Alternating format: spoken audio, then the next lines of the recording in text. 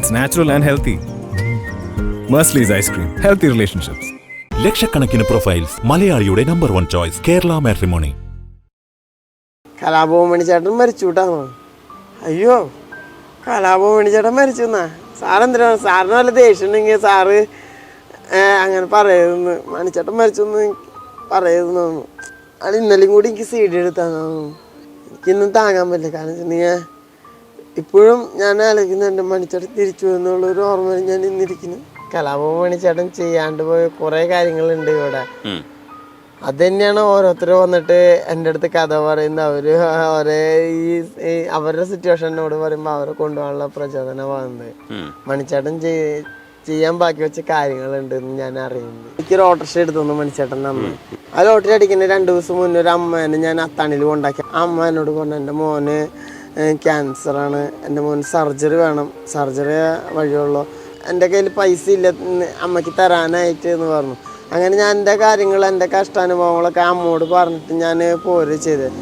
പിറ്റേ ദിവസം എനിക്ക് 1 ലക്ഷം രൂപ ലോട്ടറി അടിക്കുക ചെയ്തിരുന്നു. ഈ 1 ലക്ഷം രൂപ ലോട്ടറി അടിച്ചപ്പോൾ എനിക്ക് മാറി കിട്ടിയത് വെച്ചാൽ 69,000 രൂപയാണ്.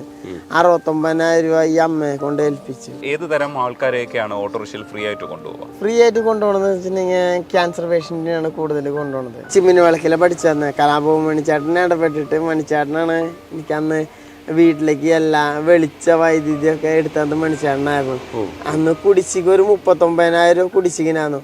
ആ കുടിശ്ശിക തീർത്തിട്ട് മണിച്ചേട്ടൻ കറണ്ട് എടുത്തു തന്നു. ഈ രണ്ടുപേരും പഠിപ്പിച്ചതും മണിച്ചേട്ടൻ തന്നെ. ചേച്ചിന്റെ നഴ്സിംഗ് വരെ പഠിപ്പിച്ച മണിച്ചേട്ടൻ തന്നെ. ഒരു ഹോട്ടലിൽ പാത്രം കഴുകാനായിട്ട് കയറി. അന്ന് കാലത്തൊട്ട് വൈകുന്നേരം വരെ പാത്രം കഴുകി കഴിഞ്ഞാൽ ശനി ഞായറും കഴുകി കഴിഞ്ഞാൽ 100 രൂപ കിട്ടും. സ്കൂൾ കഴിഞ്ഞിട്ട് വന്നിട്ട് പാത്രം കഴുകി കഴിഞ്ഞാൽ 50 രൂപ കിട്ടും. ചേട്ടാ എനിക്കൊരു 10 ടിക്കറ്റ് കഴിഞ്ഞു. 10 ടിക്കറ്റ് വിട്ടിട്ട് എന്തെങ്കിലും ലാഭം എടുത്തോളാം ചേട്ടാ, എൻ്റെ കുടുംബത്തിന് വേണ്ടിയിട്ടാന്ന് പറഞ്ഞു. അങ്ങനെ കുറേ കഷ്ടപ്പാട് ആളോട് പറഞ്ഞപ്പോൾ ആള് പറഞ്ഞു ഇവിടുന്ന് തരാൻ പറ്റില്ല. അപ്പോഴും ഞാൻ പ്രാർത്ഥിക്കുന്നത് വെച്ചിട്ടുണ്ടെങ്കിൽ എന്നെ ഉപേക്ഷിച്ച് പോയ അച്ഛന് നല്ലത് വരട്ടെ എന്ന് ഞാൻ ആലോചിക്കുന്നത്. കാരണം വെച്ചിട്ടുണ്ടെങ്കിൽ എൻ്റെ അമ്മേനൊക്കെ ഇങ്ങനെ കഷ്ടത്തിലാക്കി പോയത് ഭയങ്കര ഇതായിരുന്നു. അപ്പം ഞാൻ അങ്ങനെ കുറേ ആൾക്കാരുടെ അടുത്ത് ചോദിച്ചു, ചേട്ടാ ഞാൻ വീട്ടിൽ തൂത്തുവാൻ വരട്ടെ, എൻ്റെ അമ്മയ്ക്ക് മരുന്ന് വാങ്ങാനൊക്കെ പറഞ്ഞു. രേവതിൻ്റെ ഓട്ടോറിക്ഷയ്ക്ക് അകത്ത് കയറുന്നവർക്ക് കുറേ പ്രത്യേകതകൾ കാണാൻ പറ്റും. കലാഭവൻ മണിച്ചേട്ടൻ്റെ പടങ്ങളാണ് ആദ്യം കാണുക. പക്ഷേ അതിനെ കൂടാതെ കുറേ നിർദ്ദേശങ്ങൾ എഴുതി വെച്ചിട്ടുണ്ട്. ഈ നിർദ്ദേശങ്ങൾ എഴുതി വെക്കാൻ കാരണമുണ്ട്. അതിനു മുമ്പ് രേവതിനെ ശരിക്കും നിങ്ങൾ പരിചയപ്പെടേണ്ടതുണ്ട്. രേവതി ശരിക്കും ക്യാൻസർ പേഷ്യൻസിന് വേണ്ടിയിട്ട് ഫ്രീ ആയിട്ട് ഓട്ടോറിക്ഷ ഓടിക്കും. അതുമല്ല, കഥ പറഞ്ഞ് കേട്ടപ്പോഴാണ് മനസ്സിലായത് ഇടയ്ക്ക് രേവതിന് ലോട്ടറി അടിച്ചായിരുന്നു. ആ സമയത്ത് ഓട്ടോറിക്ഷയ്ക്കൊരു 70,000 രൂപയോളം അടയ്ക്കാനുണ്ടായിരുന്നു എന്നാണ് ഞാൻ മനസ്സിലാക്കുന്നത്. പക്ഷേ ഈ ലോട്ടറി അടിച്ച 1 ലക്ഷം രൂപയിൽ 69,000 രൂപ കിട്ടിയതും ക്യാൻസർ പേഷ്യൻസിന് വേണ്ടിയിട്ട് ചെലവഴിക്കാൻ വേണ്ടിയിട്ട് തയ്യാറായി. ഇപ്പോൾ ഒരു സന്തോഷം കൂടെ ഉണ്ടായിട്ടുണ്ട്. ഇപ്പോൾ ശരിക്കും എന്താ സംഭവിച്ചേക്കുന്നത് നമ്മൾ പറയും. ഇപ്പോൾ കുറേ ആൾക്കാരെ അറിഞ്ഞ് ഫോൺ വിളിക്കുന്നുണ്ട്. ഫോൺ വിളിക്കുമ്പോൾ വെച്ചിട്ടുണ്ടെങ്കിൽ ഒരു പക്ഷേ വെച്ചിട്ടുണ്ടെങ്കിൽ കുറേ ആൾക്കാർ നമ്മളോട് സാമ്പത്തികമായിട്ട് ചോദിക്കുന്നത്. രേവതല്ല, ഞാൻ കോഴിക്കോട് ഈ ആശുപത്രിയിലെ ചികിത്സയിൽ കഴിയുന്നത്, എനിക്കൊരു 30,000 രൂപ വേണം, പൈസയായിട്ട് സാമ്പത്തികമായിട്ട് ചോദിക്കുന്നുണ്ട്. ഞാൻ പറഞ്ഞു പൈസയായിട്ട് സാമ്പത്തികമായിട്ട് എന്നെ കൊണ്ട് ചെയ്യാൻ പറ്റില്ല. കാരണം വെച്ചിട്ടുണ്ടെങ്കിൽ ഞാൻ നിങ്ങളെ പോലെ കഷ്ടത അനുഭവിക്കുന്ന ഒരാളാണ്. എൻ്റെ വീട്ടിലൊരു നേരം അരി വയ്ക്കാൻ തന്നെ ചോറില്ലാത്തൊരു അവസ്ഥയിലായിരിക്കും. ആ അവസ്ഥയിൽ ഞാനിപ്പോൾ കീമോ പേഷ്യൻറ്റും റേഡിയേഷനൊക്കെ ആയിട്ട് തിരുവനന്തപുരത്തേക്കൊക്കെ പോകുന്നത്, അതൊക്കെ സൗജന്യ ഓട്ടമായിട്ട് ഞാൻ ഓടുന്നത്. അപ്പോൾ ചേട്ടായിനെ സഹായിക്കാൻ എന്നെ കൊണ്ട് അങ്ങനെ ആവില്ല എന്ന് ഞാൻ പറഞ്ഞിട്ട് കട്ട് ചെയ്യുന്നു. ഇപ്പോഴും ഇന്നും വിളിക്കുന്നുണ്ട്. ഇപ്പോൾ ഒരു 300-400 പേര് ഇങ്ങനെ അടുപ്പിച്ച് വിളിക്കുന്നുണ്ട്. എന്നും ഈ ഓട്ടോറിക്ഷയിൽ മുഴുവനും മണിച്ചേട്ടൻ്റെ പടങ്ങളാണ്. മണിച്ചേട്ടൻ അത്രയും മണിച്ചേട്ടനെ ആരാധിക്കുന്നുണ്ടോ ശരിക്കും? കലാഭവൻ മണിച്ചേട്ടനെ ആരാധിക്കല്ലേ, ഞാൻ ഒരു ദൈവത്തിന് തുല്യമായിട്ടാണ് കാണുന്നത്. കാരണം വെച്ചിട്ടുണ്ടെങ്കിൽ കലാഭവൻ മണിച്ചേട്ടൻ എന്നെ കാണാനായിട്ട് മലയാള സിനിമയിൽ എന്നെ കാണാൻ ആഗ്രഹിച്ച വ്യക്തി മണിച്ചേട്ടനായിരുന്നു. വരന്തരപ്പള്ളിയിൽ നിന്ന് ആമ്പല്ലൂർ വരെ ടിക്കറ്റ് വിറ്റ് ലോട്ടറി വിറ്റ് നടക്കുന്ന സമയം, 3ാം ക്ലാസ്സിൽ പഠിക്കുന്ന സമയത്ത് ലോട്ടറി വിൽക്കുന്ന സമയത്ത് ചാലക്കുടിയിലുള്ള വിനോദ് എന്ന് പറഞ്ഞ ചേട്ടനുണ്ട്, ലക്ഷ്മി കാറ്ററിങ്സ്. ആളിങ്ങനെ കാറിൽ വന്നിട്ട് എൻ്റെ അടുത്ത് ടിക്കറ്റ് വാങ്ങിയിട്ട് പറഞ്ഞു, മോനിങ്ങനെ കഷ്ടപ്പാടുണ്ടാ, മോൻ്റെ കഷ്ടപ്പാടിന് ഒരു അറുതി വരുന്നു പറഞ്ഞിട്ട് മോനെ കാണാനൊരാളായിട്ട് ആഗ്രഹിക്കുന്നുണ്ട് കലാഭവൻ മണി എന്ന് പറഞ്ഞു. ഞാൻ വെച്ചിട്ടുണ്ടെങ്കിൽ എൻ്റെ അമ്മ പറയും, കാരണം വെച്ചിട്ടുണ്ടെങ്കിൽ ഈ ടിക്കറ്റ് വിറ്റ കാശും കാര്യങ്ങളൊക്കെ ആയിട്ട് പോകുമ്പോൾ ആരെങ്കിലും തട്ടിയെടുക്കും, പിന്നെ അവർ നിന്ന് തട്ടിക്കൊണ്ടൊരു കിഡ്നിയൊക്കെ എടുത്തുകൊണ്ട് വിൽക്കും എന്ന് പറഞ്ഞിട്ട് എന്നെ അങ്ങനെ അമ്മ പറയുമ്പോൾ എനിക്ക് ഭയങ്കര പേടിയാണ്. അപ്പോൾ ഞാൻ എനിക്കൊരാളെ കാണണ്ട ചേട്ടാ, ഞാൻ ടിക്കറ്റ് വിറ്റ് കഴിഞ്ഞോളാന്ന് പറഞ്ഞു. അപ്പോൾ ആള് പറഞ്ഞു ഇല്ല മോനെ, മണിച്ചേട്ടൻ നിന്നെ കാണാൻ ആഗ്രഹിക്കണമെന്നുണ്ട്. എന്നെ ചാലക്കുടിക്ക് വിളിച്ചു വരുത്തിയിട്ട് മണിച്ചേട്ടൻ തന്നെ മണിച്ചേട്ടൻ്റെ മാനേജർ ജോബിച്ചേട്ടൻ്റെ കല്യാണത്തിന് എന്നെ വിളിച്ചു വരുത്തിയിട്ട് മണിച്ചേട്ടൻ എന്നെ കണ്ട് എൻ്റെ കയ്യിൽ അന്ന് ഉണ്ടായ 29 ബമ്പർ ടിക്കറ്റ് ഉണ്ടായിരുന്നു അന്ന്, സമ്മർ ബമ്പർ. ആ ടിക്കറ്റ് മണിച്ചേട്ടൻ വാങ്ങി. അന്ന് 100 രൂപ ടിക്കറ്റായിരുന്നു. 2900 രൂപ എന്ന് പറഞ്ഞപ്പോൾ മണിച്ചേട്ടൻ 5000 രൂപ തന്നു എൻ്റെ കയ്യിൽ. 5000 രൂപ കൊണ്ട് ഞാൻ ഇങ്ങോട്ട് പോന്നപ്പോൾ മണിച്ചേട്ടൻ പറഞ്ഞു, നിനക്ക് ഡ്രസ്സും എല്ലാം വാങ്ങി തരാൻ വേണ്ടിയിട്ട് എനിക്ക് ശ്രീലക്ഷ്മി തുണിക്കടയിൽ നിന്ന് എനിക്ക് ഡ്രസ്സും സാധനങ്ങളൊക്കെ മണിച്ചേട്ടൻ എനിക്ക് വാങ്ങി തന്നു. അന്നോട്ടുള്ള സഹായം മണിച്ചേട്ടൻ പോണ വരെ തന്നെ എല്ലാ ഹെൽപ്പും ഉണ്ടായിരുന്നു. വെച്ചിട്ടുണ്ടെങ്കിൽ ഒരു എഴുതുന്ന പേന ഒരു ബുക്ക് ഉണ്ടെങ്കിലും മണിച്ചേട്ടൻ വാങ്ങി തന്നു. പിന്നെ ഞങ്ങളന്ന് പഠിച്ചാന്ന് വെച്ചിട്ടുണ്ടെങ്കിൽ ചിമ്മിനി വിളക്കിലാണ് ഞങ്ങൾ പഠിച്ചാന്ന്. കറണ്ടൊന്നും ഉണ്ടായില്ല അന്ന്. പഴയ വീട് വീണിട്ട്, മാമൻ്റെ പഴയ വീട് വീണിട്ട് പുതിയ വീട് പഞ്ചായത്തിൽ നിന്ന് കിട്ടിയിട്ട് ആ പുതിയ വീട്ടിൽ കറണ്ട് കണക്ഷനൊന്നും കിട്ടിയിട്ടുണ്ടായില്ല. അപ്പോൾ അന്ന് ചിമ്മിനി വിളക്കിലാണ് പഠിച്ചന്ന്. കലാഭവൻ മണിച്ചേട്ടനെ ഇടപെട്ടിട്ട് മണിച്ചേട്ടനാണ് എനിക്കന്ന് വീട്ടിലേക്ക് എല്ലാം വെളിച്ച വൈദ്യുതിയൊക്കെ എടുത്തത് മണിച്ചേട്ടനായിരുന്നു. അന്ന് കുടിശ്ശിക ഒരു 39,000 രൂപ കുടിശ്ശികനായിരുന്നു. ആ കുടിശ്ശിക തീർത്തിട്ട് മണിച്ചേട്ടൻ കറണ്ട് എടുത്തു തന്നു. രണ്ടുപേരും പഠിപ്പിച്ചതും മണിച്ചേട്ടൻ തന്നെ. ചേച്ചിന് നഴ്സിംഗ് വരെ പഠിപ്പിച്ച മണിച്ചേട്ടൻ തന്നെയാണ്. എറണാകുളം ലക്ഷോർ ഹോസ്പിറ്റലിൽ വർക്ക് ചെയ്യുന്നുണ്ട്, നേഴ്സായിട്ട്, അനസ്തേഷ്യ ടെക്നീഷ്യൻ നേഴ്സായിട്ട്. അത് ഭയങ്കര സംഭവമാണല്ലോ. പക്ഷെ അപ്പം ഇത്രയും അടുത്ത് നിന്ന് സഹായിച്ച മണിച്ചേട്ടൻ മരിക്കുന്ന സമയത്ത് എങ്ങനെയാണ് ഇത് അക്സെപ്റ്റ് ചെയ്തത്? മണിച്ചേട്ടൻ പോയിട്ടില്ല. കാരണം വെച്ചിട്ടുണ്ടെങ്കിൽ ഞാനന്ന് എനിക്ക് ലോട്ടറി കച്ചവടം കുറഞ്ഞപ്പോൾ മണിച്ചേട്ടൻ പാടിയ കാസറ്റുകളുടെ CD എടുത്തു തന്നു ഒരു 8 കൊല്ലം മുൻപ്. 8 കൊല്ലം മുൻപ് എടുത്തു തന്നപ്പോൾ എനിക്കന്ന് ഓട്ടോറിക്ഷ ഒന്നുമില്ല. അങ്ങനെ ലോട്ടറി കച്ചവടം ഇല്ലാണ്ടായപ്പോൾ ഞാൻ ഈ കാസറ്റൊക്കെ സഞ്ചിയിൽ വെച്ചിട്ട് ഓരോ ഉത്സവപ്പറമ്പിൽ പോയിട്ട് അവിടെ സെറ്റ് വാടകയ്ക്ക് എടുത്തിട്ട് മണിച്ചേട്ടൻ്റെ കാസറ്റ് കച്ചവടം ചെയ്യായിരുന്നു. അങ്ങനെ 2 കൊല്ലം അങ്ങനെ കച്ചവടം ചെയ്തു. 3-ാമത്തെ കൊല്ലം മണിച്ചേട്ടൻ പറഞ്ഞു, നീ ഇങ്ങനെ ബുദ്ധിമുട്ടിക്കണ്ടെന്ന് പറഞ്ഞിട്ട്, ബുദ്ധിമുട്ട് അനുഭവിക്കണ്ടെന്ന് എനിക്കൊരു ഓട്ടോറിക്ഷ എടുത്തു തന്നു മണിച്ചേട്ടൻ അന്ന്. അതൊക്കെ പോയിട്ട് ഞാനൊരു ദിവസം നന്ദിപുലം പയ്യൂർക്കാവ് അമ്പലത്തിൽ പൂരം നടന്നുകൊണ്ടിരിക്കുക, മാർച്ച് 5-ാം തീയതി. അപ്പം ഞാൻ 4 മണിക്ക് താലമരവൊക്കെ കഴിഞ്ഞ് കച്ചവടം, നല്ല കാസറ്റ് കച്ചവടം നടന്നു കഴിയുന്ന സമയത്താണ് എന്നോട് വരന്തരപ്പള്ളിത്തെ പോലീസുകാർ വന്നിട്ട് പറഞ്ഞു, രേവത നീ അറിഞ്ഞാ ചോദിച്ചു. ഇല്ലാന്ന് തോന്നുന്നു. എന്തായാലും സാറേ ചോദിച്ചു. നീ അറിഞ്ഞുകൊണ്ടൊന്നും പേടിക്കണ്ട, കരയണ്ട, ഒന്നും ടെൻഷൻ അടിക്കണ്ടാന്ന്. അമ്മ വന്നിട്ടില്ല വീട്ടിൽ നിന്ന്. അപ്പം ഞാൻ പറഞ്ഞു, എൻ്റെ അമ്മയ്ക്ക് എന്തെങ്കിലും സംഭവിച്ചോ സാറേ ചോദിച്ചു. അമ്മയ്ക്കൊന്നും സംഭവിച്ചിട്ടില്ല, നീ ഒന്നുകൊണ്ടും പേടിക്കണ്ട, നീ താനറിഞ്ഞോളൂ. ഞാൻ പറഞ്ഞു, സാറ് ഒന്നും മറിച്ചിക്കണ്ട, എന്നോട് പറഞ്ഞോളാൻ പറഞ്ഞു. അപ്പോൾ സാറ് പറയാ, അതേ കലാഭവൻ മണിച്ചേട്ടൻ മരിച്ചു കൂട്ടാന്ന്. അയ്യോ, കലാഭവൻ മണിച്ചേട്ടൻ മരിച്ചു എന്നാ? സാറെന്തിനാണ്? സാറിന് വല്ല ദേഷ്യം ഉണ്ടെങ്കിൽ സാറ് അങ്ങനെ പറയരുതെന്ന്, മണിച്ചേട്ടൻ മരിച്ചെന്ന് പറയരുതെന്ന് തോന്നുന്നു. ആൾ ഇന്നലെയും കൂടി എനിക്ക് CD എടുത്താന്ന് തോന്നുന്നു. ആള് പറഞ്ഞു, മണിച്ചേട്ടൻ മരിച്ചു, ഇതാടെ ഫോണിൽ നിന്നുണ്ട് ഫോൺ എടുത്തത്. അപ്പോഴാണ് കലാഭവൻ അന്തരിച്ചു, 45 വയസ്സായിരുന്നു. TV കണ്ടു. ആ ഫീച്ചർ കാണാൻ പറ്റില്ല. ഞാൻ അപ്പോൾ തന്നെ ബോധം കെട്ടി വീണു. അയ്യൂർക്ക് അമ്പലത്തിൻ്റെ മുമ്പ് ഞാൻ എല്ലാവരും കൂടി പുതുക്കാട് ആശുപത്രി കൊണ്ടുപോയിട്ട് വീട്ടിൽ കൊണ്ടുവന്ന് കുറച്ച് നേരം റിലീസായതിനു ശേഷം ഞാൻ ചാലക്കുടി പോയി. എനിക്കിന്നും താങ്ങാൻ പറ്റില്ല. കാരണം വെച്ചിട്ടുണ്ടെങ്കിൽ ഇപ്പോഴും ഞാൻ ആലോചിക്കുന്നുണ്ട്, മണിച്ചേട്ടൻ തിരിച്ചു എന്നുള്ളൊരു ഓർമ്മയിൽ ഞാൻ ഇന്നിരിക്കുന്നു. മണിച്ചേട്ടൻ ചെയ്ത ചില നന്മകളുണ്ട്, ആ നന്മകൾ ഇന്നും തുടരുന്നുണ്ട്. അതൊരു പക്ഷേ രേവതിനെ പോലെ ചിലരാണ് തുടരുന്നതെന്നുള്ളതാണ്. രേവതി ഓരോ നല്ല പ്രവൃത്തി ചെയ്യുമ്പോഴും മണിച്ചേട്ടനെ ഓർക്കുകയും ഇല്ലെങ്കിൽ മണിച്ചേട്ടൻ്റെ തുടർച്ചയാണ് ആ പ്രവൃത്തി എന്ന് വിശ്വസിക്കുകയും ചെയ്യുന്നുണ്ട്. ഒരുപക്ഷെ അതുതന്നെയായിരിക്കും രേവതിൻ്റെ ഈ ഒരു എക്സിസ്റ്റൻസ് എന്ന് പറയുന്നത്.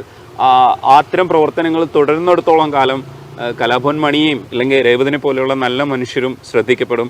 അങ്ങനെയാണ് ശരിക്കും രേവതും വാർത്തകൾ നിറഞ്ഞത്. ഇപ്പോൾ രേവതിൻ്റെ ഓട്ടോറിക്ഷയ്ക്ക് ഉള്ള കടം കുറച്ച് സുമനസ്സുകൾ തീർത്തിട്ടുണ്ട്. അപ്പോൾ 70,000 രൂപ ലോട്ടറി അടച്ചപ്പോൾ അടയ്ക്കാൻ പറ്റുമായിരുന്ന തുക അന്ന് ഈ പറയുന്ന മാതിരി രേവത് ക്യാൻസർ പേഷ്യൻസിന് വേണ്ടി വിനിയോഗിച്ചെങ്കിലും ഇപ്പോൾ ആ തുക കൊടുക്കാൻ മറ്റുള്ളവർ തയ്യാറായി എന്നുള്ളതും ഭയങ്കര സന്തോഷമുള്ളൊരു കാര്യമാണ് അല്ലേ? അന്ന് വെച്ചിട്ടുണ്ടെങ്കിൽ ഞാൻ ഒരു ഇതേപോലെ തന്നെ ക്യാൻസർ പേഷ്യൻ്റ് കീമോ ഇത് കഴിഞ്ഞിട്ട് എന്നെ വിളിച്ചിട്ട് അതായത് നിലമ്പൂർ വരെ പോകണമെന്ന് പറഞ്ഞു. ഒരു പേഷ്യൻ്റ് ഇരിക്കുന്നുണ്ട്, വരുമോ എന്ന് ചോദിച്ചു. ഞാൻ എന്താ വരാം, ഞാൻ വരാമെന്ന് പറഞ്ഞിട്ട് ഞാൻ എൻ്റെ വീട്ടിൽ നിന്ന് വരന്തരപ്പള്ളിയിൽ നിന്ന് മെഡിക്കൽ കോളേജിൽ പോയിട്ട് മെഡിക്കൽ കോളേജിൽ നിന്ന് ആ പേഷ്യൻസിനെ എടുത്തിട്ട് നിലമ്പൂർ ടൗണ് കഴിഞ്ഞിട്ട് ഗൂഡല്ലൂർ പോണ റോഡിൽ കൊണ്ടാക്കി കഴിഞ്ഞിട്ട് തിരിച്ച് വരുന്ന വഴിക്ക് ഓട്ടുപാറ എന്ന് പറഞ്ഞ സ്ഥലത്ത് നിന്ന് ഞാൻ ടിക്കറ്റ് എടുത്തു. ആ ടിക്കറ്റിന് എനിക്ക് 1 ലക്ഷം രൂപ ലോട്ടറി അടിച്ചു. ആ ലോട്ടറി അടിക്കുന്ന 2 ദിവസം മുന്നേ ഒരു അമ്മേനെ ഞാൻ അത്താണിയിൽ കൊണ്ടാക്കി. അവര് അവിടെ ഒരു റൂം എടുത്ത് നിന്ന് കീമോ ചെയ്യായിരുന്നു. ആ അമ്മ എന്നോട് പറഞ്ഞു, എൻ്റെ മോന് ക്യാൻസറാണ്, എൻ്റെ മോന് സർജറി വേണം, സർജറി വഴിയുള്ളൂ. ഡോക്ടർമാരൊക്കെ അവനെ പറഞ്ഞു, ഇവിടെ അല്ല ചെയ്യുന്നത്, പുറത്താണ് ചെയ്യുന്നത്, 1.5 ലക്ഷം രൂപ എല്ലാ കാര്യങ്ങൾക്കും വരുന്നു പറഞ്ഞു. അപ്പം ഞാൻ പറഞ്ഞു, ഞാൻ എങ്ങനെയായാലും എന്നെ കൊണ്ട് പറ്റാവുന്ന സഹായം ചെയ്യാം. എനിക്കങ്ങനെ ഓടി കഴിഞ്ഞാൽ എൻ്റെ കയ്യിൽ പൈസ ഇല്ല അമ്മയ്ക്ക് തരാനായിട്ട് എന്ന് പറഞ്ഞു. അങ്ങനെ ഞാൻ എൻ്റെ കാര്യങ്ങൾ, എൻ്റെ കഷ്ടാനുഭവങ്ങളൊക്കെ അമ്മോട് പറഞ്ഞിട്ട് ഞാൻ പോരുക ചെയ്തത്. പിറ്റേ ദിവസം എനിക്ക് 1 ലക്ഷം രൂപ ലോട്ടറി അടിക്കുക ചെയ്തിരുന്നു. ഈ 1 ലക്ഷം രൂപ ലോട്ടറി അടിച്ചപ്പോൾ എനിക്ക് ആ ടിക്കറ്റ് പെട്ടെന്ന് ഈ കാര്യങ്ങളൊക്കെ പറഞ്ഞപ്പോൾ മാറി കിട്ടിയത് വെച്ചാൽ 69,000 രൂപയാണ്. 69,000 രൂപ ഈ അമ്മയെ കൊണ്ട് ഏൽപ്പിച്ചു. അന്ന് എൻ്റെ 70,000 രൂപ ഓട്ടോറിക്ഷയ്ക്ക് CC ഉണ്ടായിരുന്നു. 79,000 CC ഞാൻ നോക്കാണ്ടാണ് അന്ന് ഞാൻ ലോട്ടറി അടിച്ചപ്പോൾ എൻ്റെ മനസ്സിൽ വന്നതെന്ന് വെച്ചാൽ എൻ്റെ വണ്ടിയുടെ CC ആണ്. കാരണം 79,000 കഴിഞ്ഞ് ഞാനാകെ ഫ്രീ ആയി. പക്ഷേ ഞാനതല്ല ചെയ്തത്. കാരണം വെച്ചിട്ടുണ്ടെങ്കിൽ അമ്മയുടെ മോൻ ചിലപ്പോൾ മരിച്ചു പോകും. അമ്മയുടെ മോനാവും ചിലപ്പോൾ ആ കുടുംബത്തിൻ്റെ അത്താണ്. ചിലപ്പോൾ ഞാൻ വിചാരിച്ചിട്ടുണ്ടെങ്കിൽ അമ്മേനെ രക്ഷിക്കുക, അമ്മയുടെ മോനെ രക്ഷിക്കാന്ന് വെച്ചിട്ടുണ്ടെങ്കിൽ ഞാൻ അമ്മയ്ക്ക് പൈസ കൊടുക്കുന്നത്. അമ്മയുടെ മോനിപ്പോൾ സർജറി കഴിഞ്ഞ് അമ്മയുടെ വീട്ടിലെത്തിയെന്ന് ഞാൻ അറിയാൻ കഴിഞ്ഞത്. അത് കഴിഞ്ഞിട്ട് ജോബി ചേട്ടൻ പറഞ്ഞു, 4 ആൾ അറിയണ്ടെന്ന് ചോദിച്ചു. അപ്പം ഞാൻ പറഞ്ഞു അറിയണമെന്ന് പറഞ്ഞു. ജോബി ചേട്ടൻ തൃശ്ശൂർ വന്നൊരു വീഡിയോ എടുത്തു. ആ 4 ആള് കാണണം എന്ന് പറഞ്ഞ് എടുത്ത വീഡിയോ 4 ലക്ഷം പേര് കണ്ടു. അങ്ങനെ ഈ സങ്കടങ്ങളൊക്കെ അറിഞ്ഞുകൊണ്ട് അവര് തൃശ്ശൂര് വടക്കുന്നാഥൻ ലയണേഴ്സ് ക്ലബിലെ അജിത്ത് അമ്പാടി എന്ന് പറഞ്ഞ ചേട്ടനും സുനിൽ എന്ന് പറഞ്ഞ ചേട്ടനും എന്നെ വിളിച്ചുകൊണ്ടായിട്ട് തൃശ്ശൂര് എനിക്കൊരു ചെറിയൊരു ആദരവ് കൊണ്ട് വലിയൊരു പരിപാടിയിൽ എന്നെ കൊണ്ടുപോയി സ്വീകരണം തന്നു. അന്ന് എൻ്റെ ഓട്ടോറിക്ഷയുടെ 70,000 രൂപ സുനിൽ എന്ന് പറഞ്ഞ ചേട്ടൻ, സുനിൽ ഫ്ലൈവെൽ മീഡിയ എന്ന് പറഞ്ഞ ചേട്ടൻ എൻ്റെ കടങ്ങളൊക്കെ വീട്ടിൽ തന്നു ഓട്ടോറിക്ഷയുടെ. അടിപൊളി. ഇപ്പൊ ഓരോരുത്തരിങ്ങനെ വിളിച്ചിട്ട് ഓരോ പരിപാടി സ്ഥലങ്ങൾ കൊണ്ടുപോണ്, അങ്ങനെ ഇങ്ങനെയൊക്കെ പറഞ്ഞിട്ടാണ് കൊണ്ടുപോണ്. അവരുടെ സ്നേഹം പ്രകടിപ്പിക്കുന്നു. ഇങ്ങനെ ഓരോ ഇപ്പൊ മലപ്പുറം പാലക്കാട് ജില്ലയ്ക്ക് ഓരോ പേഷ്യന്റ് കൊണ്ടുപോകുമ്പോൾ ഞാൻ വിശക്കുമ്പോൾ ഓരോ ഹോട്ടലിൽ കയറി ഭക്ഷണം കഴിക്കുമ്പോൾ അവർ പറയും ഭക്ഷണം കഴിച്ച് വേണ്ട, കാശ് വേണ്ടാന്ന് പറഞ്ഞിട്ട് അവര് വേണ്ടാന്ന് പറയും. അപ്പൊ ഞാൻ കൊടുക്കാൻ എൻ്റെ കയ്യിലുള്ള 10 രൂപ 20 രൂപ വെച്ച് ഞാൻ 2 പൊറോട്ട കഴിച്ചൊക്കെ കൊടുക്കണം. അത് വേണ്ടാന്ന് പറഞ്ഞിട്ട് പറയും.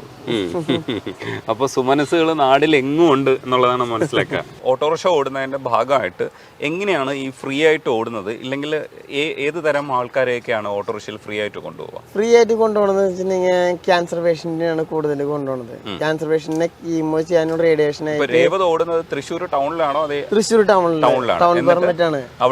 അവിടുന്ന് ഇപ്പൊ ഞാൻ വെച്ചിട്ടുണ്ടെങ്കിൽ ഒരു മാസത്തിൽ 6 ഓട്ടം ക്യാൻസർ പേഷ്യന്റിന് വേണ്ടിയിട്ട് തിരുവനന്തപുരം RCCക്ക് പോവാൻ വെച്ചിട്ടുണ്ടെങ്കിൽ RCC തിരിച്ചു വരാൻ വെച്ചിട്ടുണ്ടെങ്കിൽ 6-12 ദിവസം പോകും. 12 ദിവസം പോവാൻ വെച്ചിട്ടുണ്ടെങ്കിൽ ബാക്കിയുള്ള ദിവസം തൃശ്ശൂർ ടൗണിലോ ഓട്ടോറിക്ഷ ഓടിച്ചിട്ട് കിട്ടുന്ന വരുമാനം കൊണ്ടാണ് ഈ ഓട്ടോ ഓടാനുള്ള ഡീസലൊക്കെ അടിക്കുന്നത്. അങ്ങനെയാണ് വീട്ടിലെ അവസ്ഥയൊക്കെ എന്താണ്? വീട്ടില് അമ്മയും ഞാനും മാത്രമല്ല. മാമന്റെ വീട്ടിലാണ്. എനിക്ക് സ്വന്തം വീടൊന്നുമില്ല. അച്ഛൻ 1 വയസ്സിൽ ഞാനും അമ്മേനെയും പെങ്ങളൊക്കെ ഉപേക്ഷിച്ച് പോകുമ്പോൾ അമ്മ വീട്ടിൽ കൊണ്ടുവരിക ചെയ്യുന്നത്. അന്ന് വെച്ചിട്ടുണ്ടെങ്കിൽ അമ്മയ്ക്ക് ഭയങ്കര കഷ്ടപ്പാടുകളായിരുന്നു. ഒരു തരി എണ്ണയ്ക്കും സോപ്പിനൊന്നും ഉപകാരമില്ലാണ്ടായപ്പോൾ അമ്മ വീട്ടിൽ കൊണ്ടുവന്നു. അവിടെയായിരുന്നു ഞങ്ങൾ വളർന്നത്. കാരണം വെച്ചിട്ടുണ്ടെങ്കിൽ അപ്പോൾ ഞങ്ങളെ നോക്കാനായിട്ട് അമ്മ കൂലിപ്പണിക്ക് പോകും. അമ്മ നന്ദിക്കരയ്ക്ക് റോഡ് പണിക്ക് പോകുന്ന സമയത്ത് അമ്മേനെ ടാങ്കർ ലോറി ഇടിച്ചു. ടാങ്കർ ലോറി ഇടിക്കുന്ന സമയത്ത് ഞാൻ അറിഞ്ഞില്ല. ഞാനന്ന് സ്കൂൾ വിട്ട് വന്ന സമയത്തായിരുന്നു അമ്മയ്ക്ക് ആക്സിഡന്റ് ഉണ്ടായെന്ന് അറിയുന്നത്. അപ്പോൾ തന്നെ ഞങ്ങളോട് അറിയിച്ചില്ല. കാരണം വെച്ചിട്ടുണ്ടെങ്കിൽ 2-3 ദിവസം കഴിഞ്ഞിട്ട് അറിയിച്ചത്. പിന്നെ അമ്മേനെ വീട്ടിൽ ഡിസ്ചാർജ് ആയി കൊണ്ടുവന്നു. പിന്നെ അമ്മയ്ക്കൊന്നും ജോലിക്ക് പോകാൻ പറ്റാണ്ടായി. പിന്നെ വീട്ടിൽ ഭയങ്കര വെച്ചിട്ടുണ്ടെങ്കിൽ ചോറ് തന്നെ ഒരാഴ്ചയായിട്ട് ഞങ്ങൾ കഴിച്ചിട്ടുണ്ടായിരുന്നില്ല ചോറ്. പിന്നെ അങ്ങനെ കഴിക്കാണ്ടിരുന്ന സമയത്ത് ഞാൻ തന്നെ ആലോചിക്കുകയാണ്, എൻ്റെ പെങ്ങളെ പഠിപ്പിക്കണം, എൻ്റെ അമ്മയുടെ ചികിത്സയുടെ ചിലവൊക്കെ നടത്തണം, വേറെ ആരും ഇല്ല, അച്ഛനച്ചില്ല.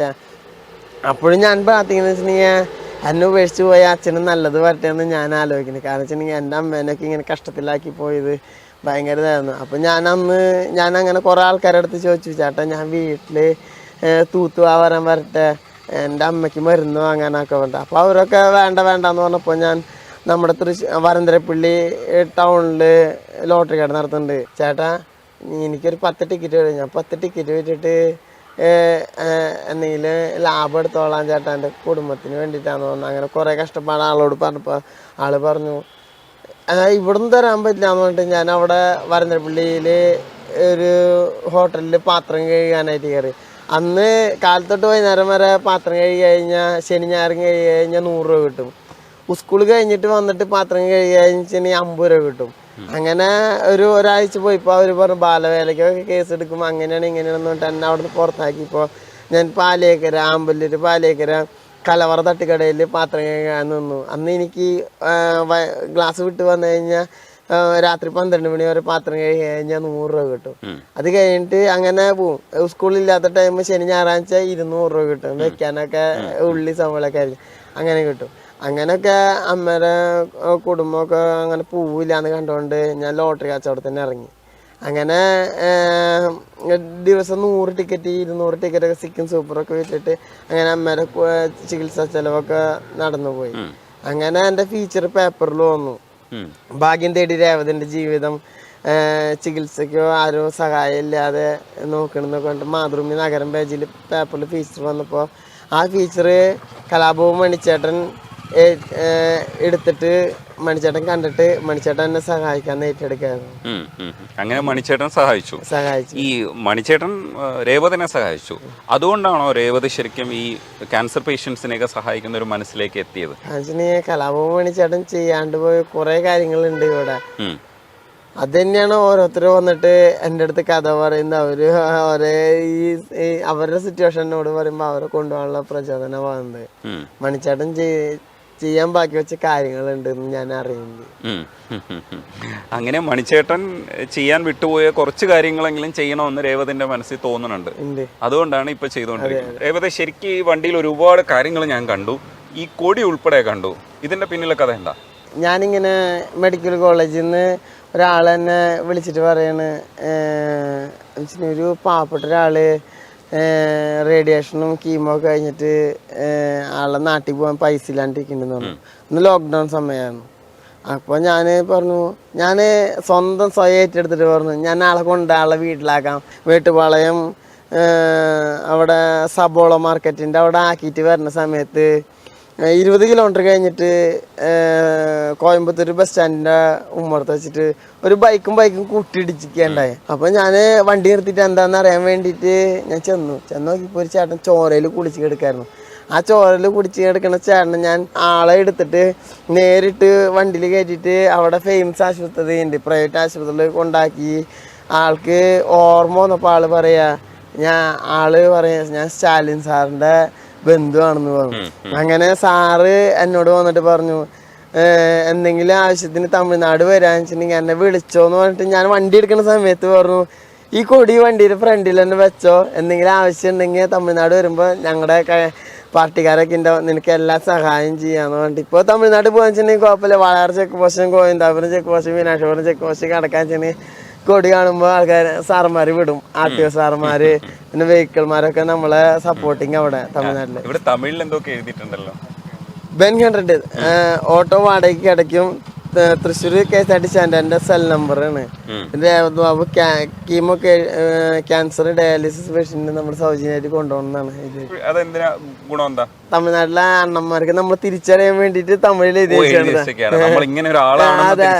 ജോബി ചോന്നമണ്ണ് ചേട്ടൻ ചെയ്ത വീഡിയോന് ശേഷം ഫ്രീ ആയിട്ട് ആൾക്കാരെ കൊണ്ടുപോകണമെന്ന് പറയുമ്പോൾ ഈ വണ്ടി കാണുമ്പോൾ ആൾക്കാർ കൈ കാണിച്ചിട്ട് എന്നെ ഫ്രീ ആയിട്ട് കൊണ്ടുപോകുന്നു പറയാറുണ്ട്.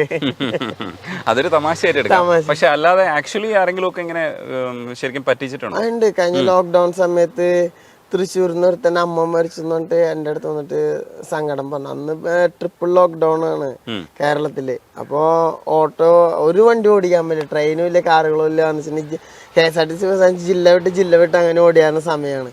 അങ്ങനെ ഒരുത്തന്നെ രാത്രി 9 നേരത്തെ എൻ്റെ അടുത്ത് വന്നിട്ട് പറഞ്ഞു, എൻ്റെ അമ്മ മരിച്ചു, എനിക്ക് തിരുവനന്തപുരം വരെ എത്തണം, എന്നെ എങ്ങനെയെങ്കിലും സഹായിക്കണം ചേട്ടാ. പറഞ്ഞു എന്നെ കൊണ്ടൊന്നും സഹായിക്കാൻ പറ്റില്ല, എൻ്റെ കയ്യിലാൻ ചെന്ന ആകെ ഓടി 350 രൂപയുള്ളൂ. ആ 350 രൂപ വെച്ചിട്ടാണ് ഞാൻ നിൽക്കുന്നത്. അപ്പോഴാണ് ഇദ്ദേഹം വന്നിട്ട് എന്നോട് കരഞ്ഞ് കാര്യങ്ങൾ പറഞ്ഞു. അപ്പം ഞാൻ പറഞ്ഞു എൻ്റെ കയ്യിലൊന്നും ഇല്ല ചേട്ടാ എന്ന് പറഞ്ഞപ്പോൾ ആള് പറയാൻ വെച്ചാൽ എന്നെ എങ്ങനെയും തിരുവനന്തപുരം വരെ എത്തിക്കണം എന്നാണ്. അപ്പം ഞാൻ തൃശ്ശൂർ CI സാർ ലാൽകുമാർ സാറിനോട് ചോദിച്ചു, സാറ് ഇങ്ങനെ ആള് വന്നിങ്ങനെ പറയുന്നുണ്ട്, എന്താ ചെയ്യണ്ടേ? അപ്പോൾ അവിടുത്തെ പോലീസുകാരൊക്കെ പറഞ്ഞു നീ തട്ടുമുട്ടില്ലാണ്ട് പോക്കോ, ബാക്കി എന്ത് വന്നാലും ഞങ്ങൾ ഏറ്റെടുത്താളാന്ന് പറഞ്ഞു. അങ്ങനെ ഈവനിങ് കൊണ്ട് അവിടെ തിരുവനന്തപുരത്തേക്ക് പോവുക ചെയ്യുന്നത്. അങ്ങനെ തൃശ്ശൂർ എത്തിയപ്പോൾ തലൂർ പാലേക്കര അവിടെ തട്ടുകട ജോർജ് ഏട്ടൻസ് തട്ടുകട, അവിടെ നിന്ന് ഒരു 350 രൂപയും കൂടി വാങ്ങിയിട്ടാണ് തിരുവനന്തപുരത്തേക്ക് പോകുന്നത്. അങ്ങനെ നന്ദിക്കരയിൽ നിന്ന് 350 രൂപയ്ക്ക് ഡീസൽ അടിച്ചു, ബാക്കി 350 രൂപയുണ്ട്. അങ്ങനെ 350 രൂപ വെച്ചിട്ട് അമ്പലപ്പുഴ വരെ ഡീസൽ കിട്ടി. അമ്പലപ്പുഴയിൽ നിന്ന് വീണ്ടും 350 രൂപയ്ക്ക് 300 രൂപ ഡീസൽ അടിച്ചു, 50 രൂപ കയ്യിൽ വെച്ചു. അപ്പോൾ ഇവൻ കരുനാഗപ്പള്ളി എത്തിയപ്പോൾ ഇവൻ പറഞ്ഞു എനിക്ക് വിശക്കുന്നുണ്ട് ചേട്ടാ, എനിക്ക് എന്തെങ്കിലും വാങ്ങണം എന്ന് പറഞ്ഞിട്ട് കഴിക്കണം എന്ന് പറഞ്ഞിട്ട് ഞാനൊരു തട്ടുകട അവിടെ നിർത്തിയിട്ട് ഇവന് 3 ദോശയും മുട്ട ആംപ്ലേറ്റ് വാങ്ങി കൊടുത്തു. അപ്പം എനിക്ക് ഡൗട്ട് അടിച്ചു, അമ്മ മരിച്ചിട്ട് എങ്ങനെയാണ് മുട്ട ആംപ്ലേറ്റ് കഴിക്കണമെന്ന് ചോദിച്ചു. അങ്ങനെ വിശപ്പോണ്ടല്ലേ കഴിച്ചോട്ടാന്ന് വെച്ചിട്ട് ഇവൻ വീണ്ടും കയറി ഭക്ഷണം കഴിച്ചിട്ട് ഇവൻ കിടക്കലും എനിക്കില്ലായിരുന്നു. അപ്പം ഞാൻ പറഞ്ഞു എന്തെങ്കിലും അമ്മ മരിച്ചാൽ സങ്കടത്തിൽ കിടക്കാവും എന്ന് വെച്ചിട്ട് അവിടെ കിടന്നു. അങ്ങനെ തിരുവനന്തപുരം തൈക്കാട് എത്തിയപ്പോൾ പറഞ്ഞു ചേട്ടാ ഈ ആശുപത്രിയിലാണ് അമ്മ കിടക്കുന്നത്, അളിയെ പോരും പൈസ ഇപ്പോൾ തരാമെന്ന് പറഞ്ഞിട്ട് ഇവൻ അവിടെ നിന്നിട്ട് ഇവൻ്റെ മൊബൈൽ ചാർജ് ചെയ്യാനായിട്ട് ചാർജ് കഴിഞ്ഞു ഇവൻ്റെ ഫോണിൽ. അങ്ങനെ ചാർജ് കഴിഞ്ഞിട്ട് അപ്പുറത്തെ മെഡിക്കൽ ഷോപ്പിൽ കൊണ്ടുപോയിട്ട് മൊബൈൽ ഞാൻ ചാർജ് വെച്ചാട്ടാ ആളുടെ ഫോണാണ്, ആളെ അമ്മ വെച്ചിരിക്കണേ, അളിയനെ പോരും വിളിക്കാൻ ചാർജില്ല എന്നിട്ട് ഞാൻ അവിടുത്തെ മെഡിക്കൽ ഷോപ്പിൽ കൊണ്ടു കൊടുത്തു. അപ്പം പറഞ്ഞു ശരി ചേട്ടാ ഞാൻ മൊബൈലിൻ്റെ അടുത്ത് നിൽക്കുന്നുണ്ട്, എൻ്റെ ഓട്ടോറിക്ഷയിൽ നിന്ന് മൊബൈലിൻ്റെ അടുത്ത് നിന്നിട്ട് ഇവൻ്റെ ഫോൺ ഓണായി ഇപ്പോൾ ഓടി വന്നിട്ട് എന്നോട് പറഞ്ഞു ചേട്ടാ ഒരു 1000 രൂപ വേണം വെച്ചിട്ടുണ്ടെങ്കിൽ അമ്മയുടെ ബോഡി മൂടാനുള്ള മുണ്ടും സാധനങ്ങളൊക്കെ വാങ്ങാനായിട്ട് 1000 രൂപ വേണമെന്നിട്ട് എൻ്റെ 1000 രൂപ അവൻ കടം വാങ്ങിയിട്ട് പിന്നെ ആ മൊബൈലിൻ്റെ അടുത്ത് പോയിട്ട് പിന്നെ അവൻ കണ്ടില്ല. പിന്നെ ഞാൻ അവിടെ തമ്പാനൂർ സ്റ്റേഷനിൽ പോയിട്ട് സാറന്മാരോടൊക്കെ എന്നെ എൻ്റെ വിഷമം പറഞ്ഞപ്പോൾ സാറന്മാർ പറഞ്ഞു രാവിലെ ഒരു കാഞ്ചി പരാതി എഴുതി വെച്ച് തന്നിട്ട് പൊക്കോളാൻ പറഞ്ഞു. ഞാൻ പരാതി എഴുതി വെച്ച് കൊടുത്തിട്ട് സാറന്മാരോട് പറഞ്ഞു സാർ എനിക്ക് പോകാൻ പറ്റില്ല, കാരണം വെച്ചിട്ടുണ്ടെങ്കിൽ എനിക്ക് എൻ്റെ ഒരു ഡീസൽ അടിക്കാനുള്ള പൈസ ഇല്ല, അവൻ 1000 രൂപ കടം വാങ്ങിയിട്ടാണ് പോയത്. എന്നോട് 1000 രൂപ എങ്ങനെയാണ് കിട്ടിയത്? അപ്പം ഞാൻ പറഞ്ഞു ആറ്റിങ്ങിൽ കലാഭവമണി സേവന സമിതി അജിൽ മണിമുത്ത് എന്ന് പറഞ്ഞ ചേട്ടൻ എനിക്കൊരു 1000 രൂപ തന്നു. 1000 രൂപ കൊണ്ട് എൻ്റെ കയ്യിൽ വെച്ചിട്ടുണ്ടെങ്കിൽ ഇങ്ങോട്ട് തിരിച്ച് പോകാനായിട്ട് ഡീസൽ അടിക്കും. അങ്ങനെ 1000 രൂപ അവൻ എൻ്റെ നിന്ന് വാങ്ങിയിട്ട് അവൻ പോയെന്ന് പറഞ്ഞു. ഞാൻ കരഞ്ഞ് കാര്യങ്ങളൊക്കെ പറഞ്ഞു. കാര്യങ്ങൾ പറഞ്ഞപ്പോൾ അവരെന്നോട് പറഞ്ഞു ഞങ്ങളൊരു ഷെയർ ഇട്ട് കാശ് തരാൻ അതുകൊണ്ട് ഡീസൽ അടിച്ചെന്നൊക്കെ അവനെ പിടിക്കാന്ന് പറഞ്ഞിട്ട് ഉറപ്പ് നൽകിയിട്ടുണ്ട്. ഞാൻ അവരെ തന്നെ കാശ് കൊണ്ട് ഡീസൽ അടിച്ച് ഇവിടെ വരെ എത്തിയ സാറേ. ഞാൻ ആ അമ്മോടൊന്നും പറഞ്ഞില്ല ഈ നടന്ന കാര്യം. പിറ്റേ ദിവസം അമ്മ എന്നോട് പറയാ ഡാ നിന്റെ ഫോട്ടോ ഫീച്ചറൊക്കെ പേപ്പറിലും ടി വിയിലൊക്കെ കാണടാ. അപ്പൊ ഞാൻ നോക്കിയപ്പോ ടി വിയിൽ എന്നെ കൊണ്ടുപോയിട്ട് അമ്മ കാണിച്ചിട്ട് തൃശ്ശൂരിന്ന് തിരുവനന്തപുരത്തേക്ക് ഓട്ടോ വിളിച്ച് ഓട്ടോ ഡ്രൈവറെ പറ്റിച്ച് അവൻ്റെ സംഭവം കേട്ടപ്പോൾ ഞാനത് അത്ഭുതമായി പോയി. കാരണം വെച്ചിട്ടുണ്ടെങ്കിൽ ആരും അറിയണ്ടെന്ന് വെച്ചിട്ട് ഞാൻ വെച്ചത്. അങ്ങനെ ഈ ഫീച്ചർ കണ്ട് അവനെ പിടിച്ചു പോലീസ്, തമ്പാനൂർ പോലീസും അവിടുത്തെ AKBS ഓട്ടോ ഡ്രൈവർമാരും കൂടി സഹായിച്ചു.